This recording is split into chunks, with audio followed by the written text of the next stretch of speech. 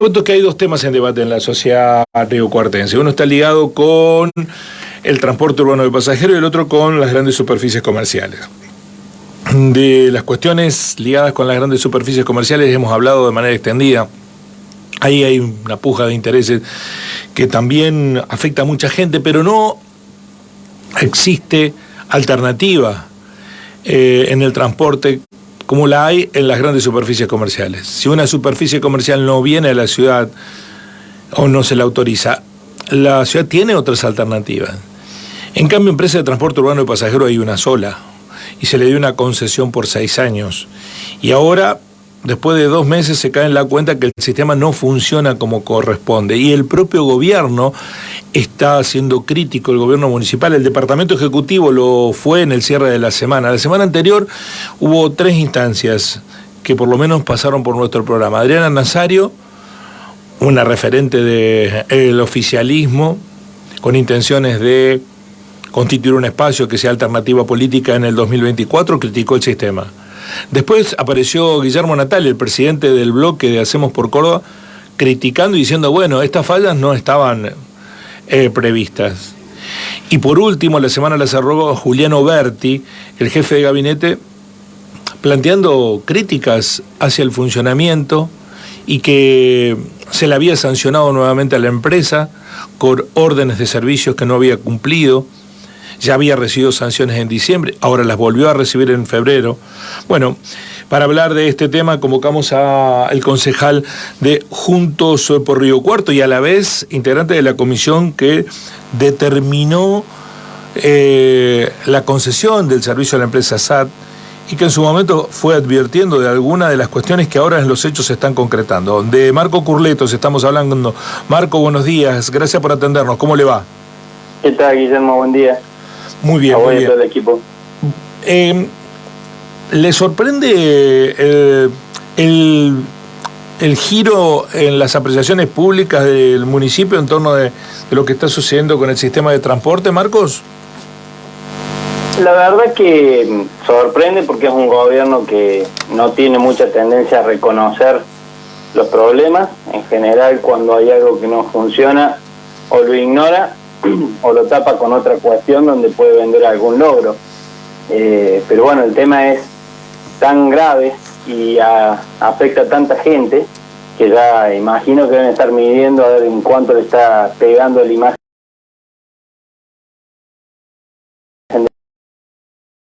del internet, entonces necesitan un poco de salida de discusión y bueno, el sistema no está funcionando bien. A nuestro juicio ya fracasó. El gobierno es más tímido y dice que bueno, no están funcionando bien. Escuchaba a Berti en la entrevista que tuvo con ustedes y la verdad que manifiesta un desconocimiento absoluto de lo que dice el contrato, de lo que estipula el pliego, de lo que se comprometió en la empresa.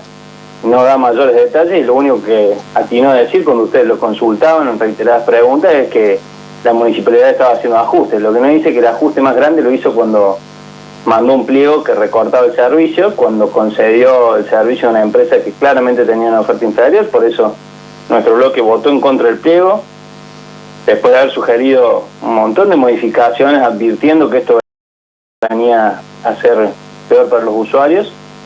También me tocó a mí en lo personal firmar un dictamen de disidencia con 17 páginas donde justificaba el porqué a mi juicio era mejor la oferta de la otra empresa que competía.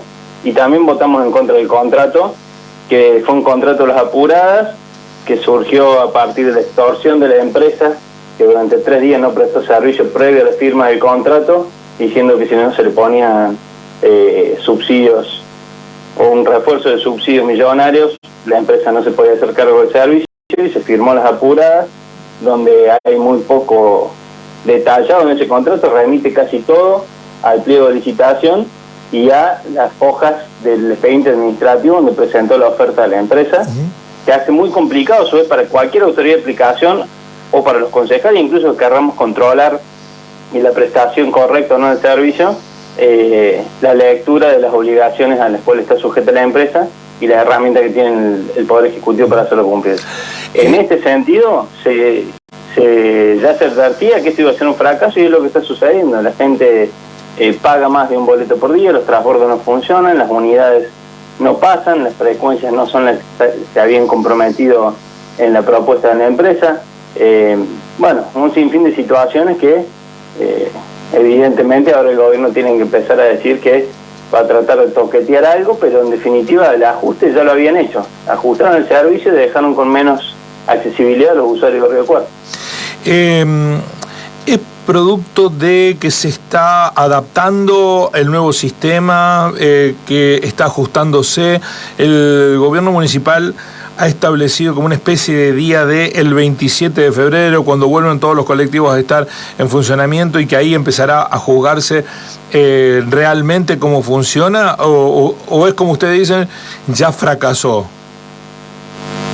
Fracasó porque en realidad lo que se está anunciando para el 27 de febrero, de hecho la reunión que hubo para ver modificaciones y demás, estuvo atada a la demanda de la universidad, que obviamente es una parte importante del transporte público. De hecho es la única parte, si se quiere, que la empresa siempre ha rescatado como rentable en términos de unidades o de frecuencias, de líneas que llevan cantidad de pasajeros suficiente, pero no hace al acceso colectivo de toda la ciudadanía de Río Cuarto para poder ir a trabajar, para poder ir al colegio, los chicos que están a nivel medio o a nivel primario, o para poder acceder a la salud. Es decir, los problemas con un centro de transbordo, la falta de señalización, la falta de garitas, la falta de orden en los transbordos como para que la gente baje de un colectivo e inmediatamente tenga la posibilidad de acceso a la línea que tiene que tomar en el transbordo, sin tener que esperar una hora y sin tener que pagar otro boleto. Eso no se resuelve con lo del 27, que es una promesa, habrá que ver si la cumplen, de más unidades para las líneas que van a la universidad. Eso en todo caso atenderá una demanda de la población o la comunidad universitaria, que está muy bien, pero mientras tanto al resto de la gente le están diciendo que son usuarios de segunda, que si tienen que ir al hospital van a seguir teniendo problemas, que si tienen que venir de Banda Norte para ir a trabajar al sector oeste van a tener que pagar 2 o 3 boletos como están haciendo hoy en día. Sobre eso nadie está diciendo nada. En Banda Norte los transbordos son un riesgo para la integridad física, se bajan del troncal de ahí para ensamblar con el ramal J, tienen que cruzar corriendo la avenida Marcelo de Alvear, a suerte de que el semáforo en rojo o de que no haya suficiente tránsito como para que se lo lleve el puesto en el intento de abordar el ramal. Entonces es una locura lo que estamos viendo. Vayan a ver el centro de transbordo de Banda Norte. Las garitas son las mismas hace 40 años, en un estado deplorable, no hay una sola señalización, no hay una sola intervención, y eso estaba fijado en el pliego y no se cumplió. Tampoco hay razones para creer que se han incorporado las herramientas tecnológicas que fijaba el contrato y el pliego, y ya están vencidos los plazos. Hemos andado en las unidades con los compañeros del bloque en las últimas semanas y siguen teniendo la misma tecnología obsoleta que tenían previo a la implementación del nuevo sistema.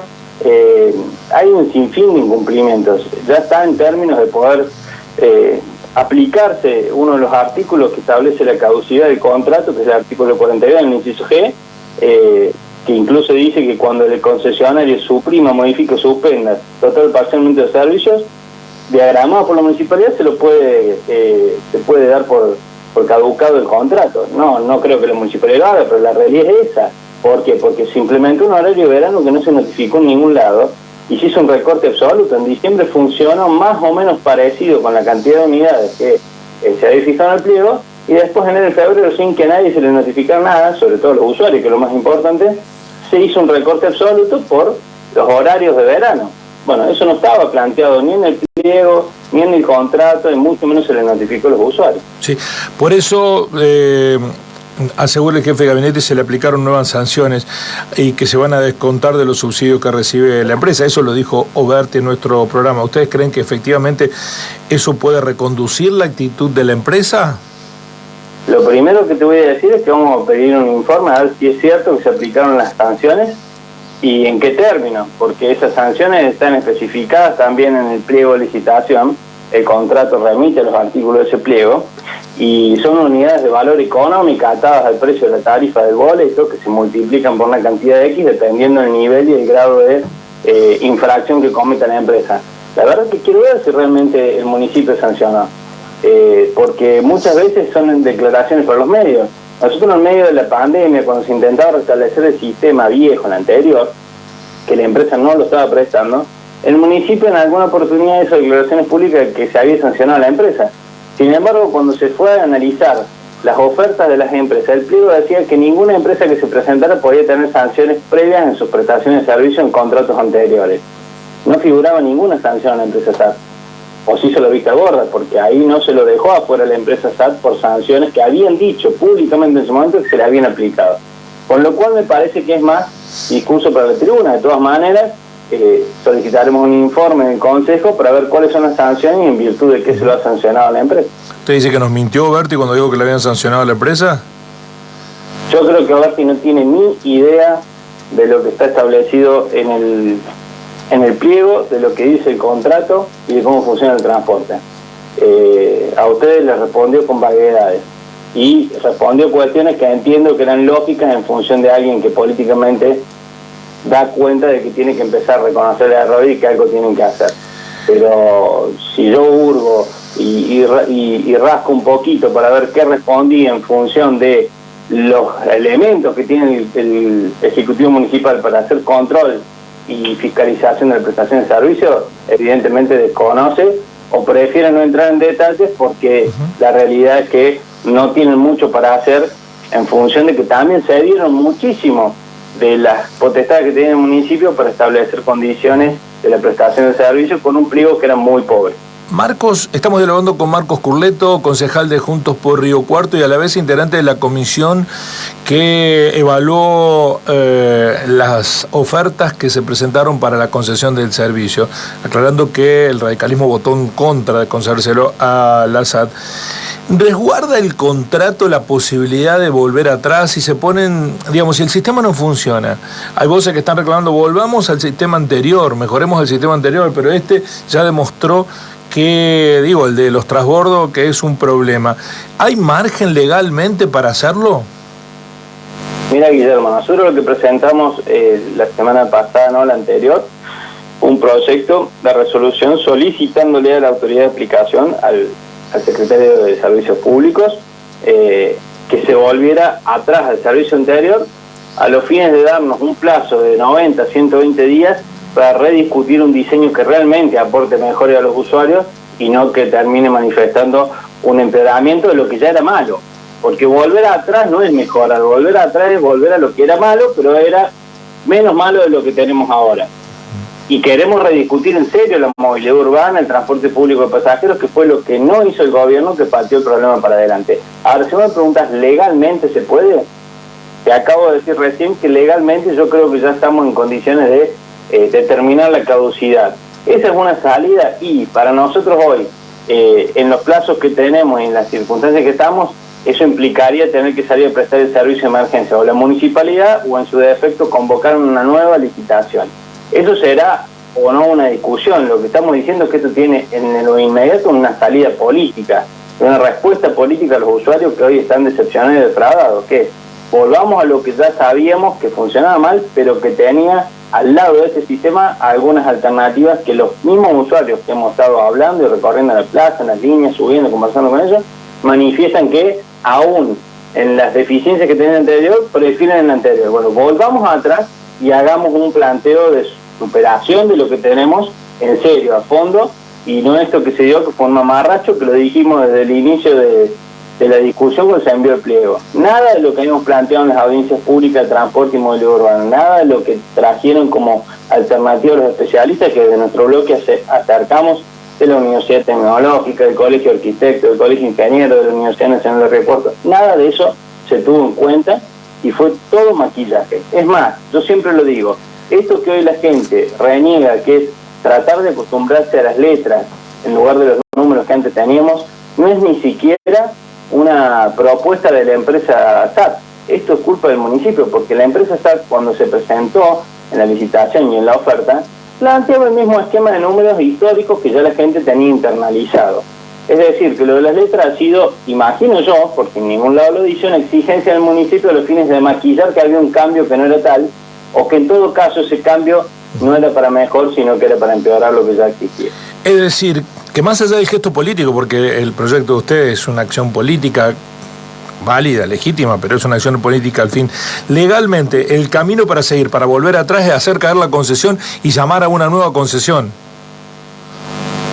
En los términos del contrato eso sería una opción. La otra es que nos sentemos todas las partes, es decir, el oficialismo, la oposición, convoquemos a los usuarios, a los representantes de las instituciones que tienen que ver y que están afectadas por el transporte, y que sentemos a la empresa también y nos demos una estrategia de salida para adelante, donde a nuestro juicio una opción es volver el sistema atrás y darnos un plazo razonable para rediscutir quizás si los transbordos siguen o no siguen, y si siguen, cómo siguen, porque así está claro que no funcionan. Yo siempre he dicho que los transbordos es una opción que se da en las ciudades donde funciona el transporte, pero se dan de manera eficiente.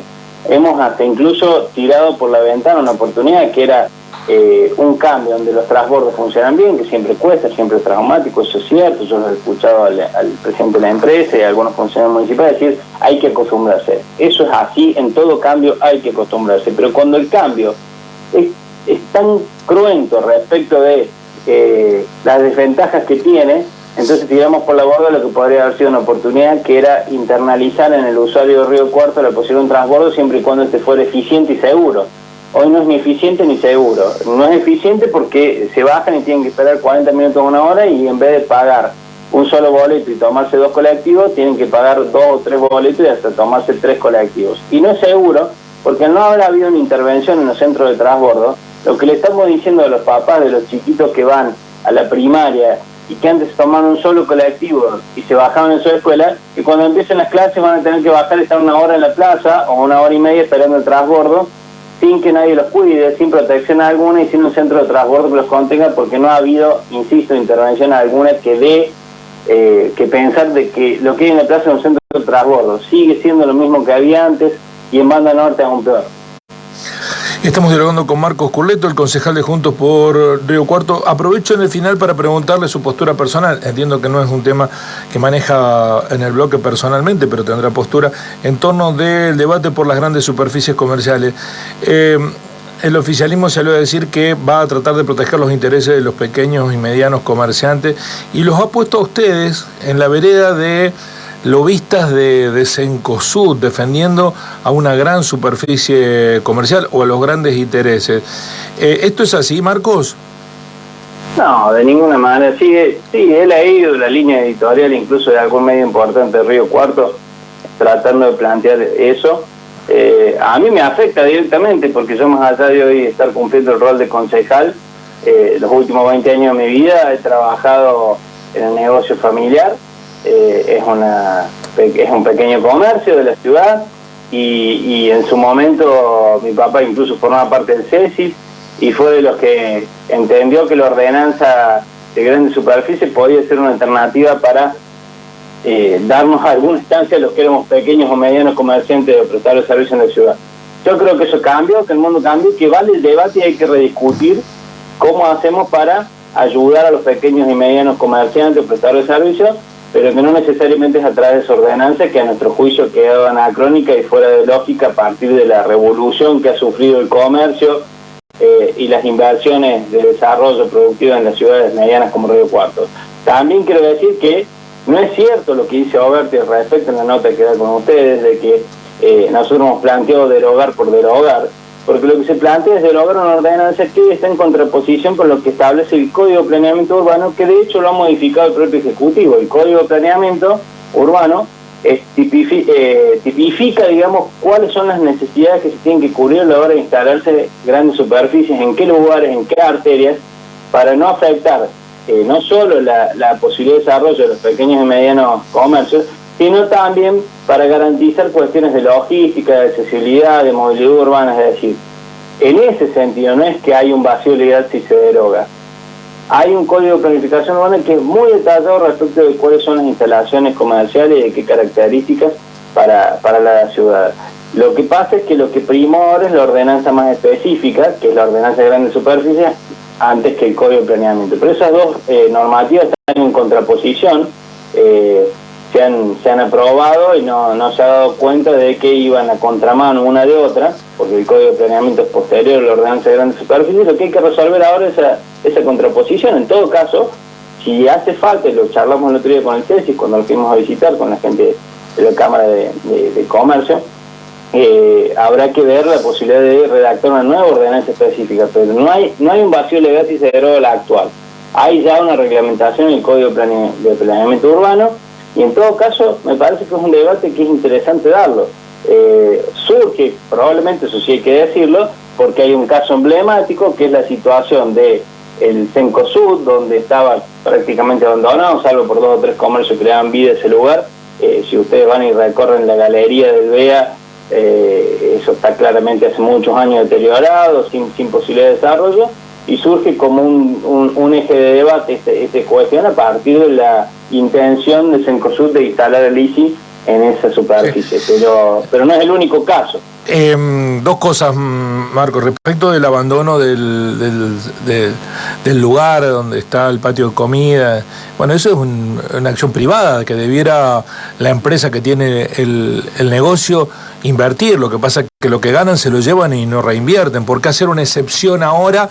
Porque eso está abandonado si ellos no invirtieron en su momento, cerraron los cines, no mejoraron las condiciones. Y lo otro, porque quiero ser honesto con lo que nosotros planteamos en este micrófono. Nosotros también planteamos en su momento, la semana pasada, que nos parecían que se habían erigido en lobistas de Cencosud desde el lugar en que Cencosud ni aparece en esta discusión y ustedes se están haciendo cargo de defender sus intereses.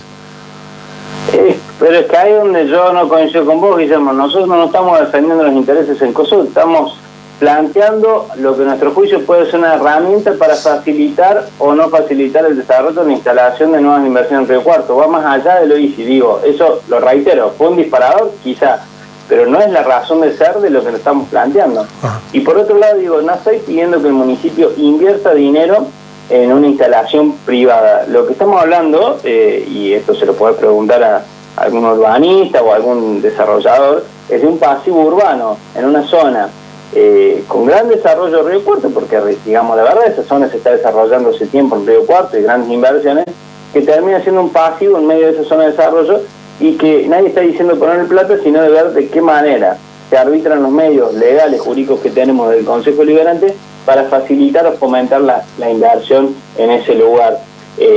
Pero bueno, es un debate, insisto, no está cerrado. Lo que quiero, o me gustaría, es escuchar argumentos que vayan más allá del manicaísmo ideológico de si uno defiende a los grandes comerciantes o si con una ordenanza hace 20 años atrás se piensa que por no dejar instalar en un lugar determinado una empresa grande vamos a estar salvando la posibilidad de desarrollo de venta de los pequeños comerciantes. Yo te doy mi ejemplo concreto. Nosotros hace 20 años atrás en la pinturería, yo era muy chico, pero yo ya trabajaba ahí, en la pinturería familiar, nos parecía que si venían los súper a vender pintura nos mataban. Y los súper hace 20 años que venden pintura y las pinturerías siguen estando, más hay cada vez más pinturería en Río Cuarto y hoy por ahí nosotros competimos con otras cuestiones, la necesidad de ayudarnos los tiempos, la venta electrónica. Por ahí viene una pinturería de la misma dimensión, la misma superficie en metros cuadrados que la nuestra, pero viene con una cadena nacional donde te compite con precios que es muy difícil competir. Digo, son otros los desafíos en términos comerciales. Pero bueno, insisto en esto, no es una postura cerrada, ha sido una propuesta y evidentemente era una necesidad porque no solo ha sido la postura nuestra, ha abierto el debate de muchos sectores, incluso que el oficialismo, que tiende a archivar los proyectos que presentamos en un cajón de manera automática, haya tenido que habilitar la posibilidad de debate, me parece una señal concreta de que son temas que hay que discutir o rever. No quiere decir que nosotros tengamos la verdad absoluta, pero el ánimo es dar ese debate y ver de qué manera generamos desarrollo en la ciudad, no hacerle lobby a una empresa con la cual yo la verdad que no tengo ningún contacto y me importa muy poco cómo le va, cómo no le va en términos personales, sino en términos de desarrollo para la ciudad, no solo esa empresa, sino todas las que quieran venir a instalarse en Río Cuarto. Muchísimas gracias, Marco. Como dijimos esta cuestión respecto de Juntos por Río Cuarto, también dijimos que ICI no está haciendo las cosas que está haciendo, ni la inversión que está haciendo, porque está llevando adelante esa transformación, si no hubiera habido de alguien ligado al oficialismo vayan para adelante que esto va a terminar saliendo. Bueno, eso te quería decir también, ¿no? O sea, hoy se nos pone a nosotros en ese rol, pero alguien dio el visto bueno, porque ya de hecho están hechas las modificaciones adentro del establecimiento. Está frenado ahora, pero porque ha habido una contradicción dentro del propio oficialismo. Bueno, Esas son las cosas que no pueden seguir pasando, que alguien en la administración pública dé el visto bueno para la instalación de una empresa, que no es la primera vez que pasa, incluso pasaron gestiones nuestras, y que después sobre la hora cuando ya se hizo la inversión se frene. Eso hay que revisarlo muy bien antes de hacer que alguien invierta dinero y que después no lo pueda terminar desarrollando. Marcos, muchas gracias. A ustedes, por favor. Marcos Curleto, el concejal de Juntos por Río Cuarto, dando cuenta de las dos cuestiones que hoy están en debate en la ciudad: el transporte y la posibilidad de que las grandes superficies comerciales desarrollen actividades en zona céntrica. Así son las